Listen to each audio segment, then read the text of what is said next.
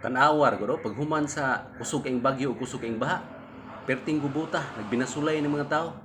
Kipasanginlan nilang kontraktor, pasanginlan nila ang mga tagsa-tagsa ka nagdala silang barangay og di kaha lungsod. Wa ginato mo nahuna nga ang nakakusog karon nga bagyo o nakakusog nga baha, kita ra gyapon hinungdan ani hinangano man dito sa bukid gipang putol ng mga kahoy, ang mga karsada gipang simento, gipang butangan og kanal. Asam na padong ang tubig atum na sa ubos, manubay na sa kanal. Gidibilap na to ang mga bukid, gihimuag mga nindot kay mga balay, nindot nga karsada, na mga kanal. Adto ra gyapon ang mga tubig padung sa kanal kay manubay man na ang tubig padung na sa ubos. Adto na hanok diri sa may tulay. Mo na nga luoy kayo ang mga nagpuyo doon sa tulay, ubos sa tulay.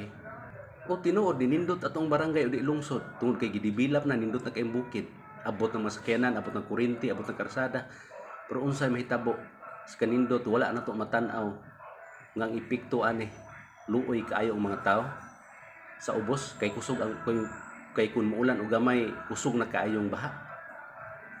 Nya nagkakakusog na sa ding hangin ron kay unay kahoy. Parihar gud na ang bagyo maoro mo gud ang electric pan tan-awa na gud na kay electric pan diha kusog kay istanan labi na kay electric pan nga number 4. Magtan-aw mo TV sa inyong sala.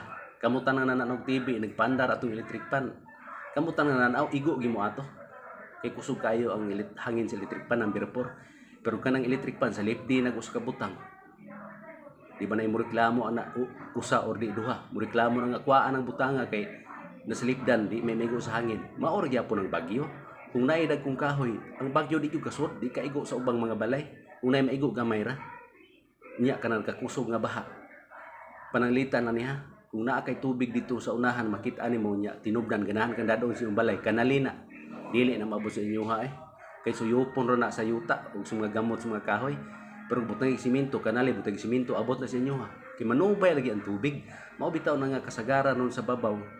Isiminto ang mga karsada butang kanal. Ang hahanok anak tanan ari sa ubos adto na sa tulay pa dong awas ang tulay anay. Kita ra gyapon himo sa kusog nga hangin ug kusog nga baha. Mao nang dili ta magbinasulay kay ato ning binuhatan. Unsa kay may tabo sa atong kinaiyahan sa umaabot kung kitang tanan magpadayon atong batasan nga dili ta ka mao respeto ug moamping sa atong kinaiyahan.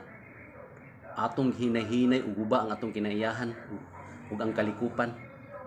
Pataka lang taglabay sa itong basura kay kini kakusog na hangin sa bagyo ug kakusog nga baha.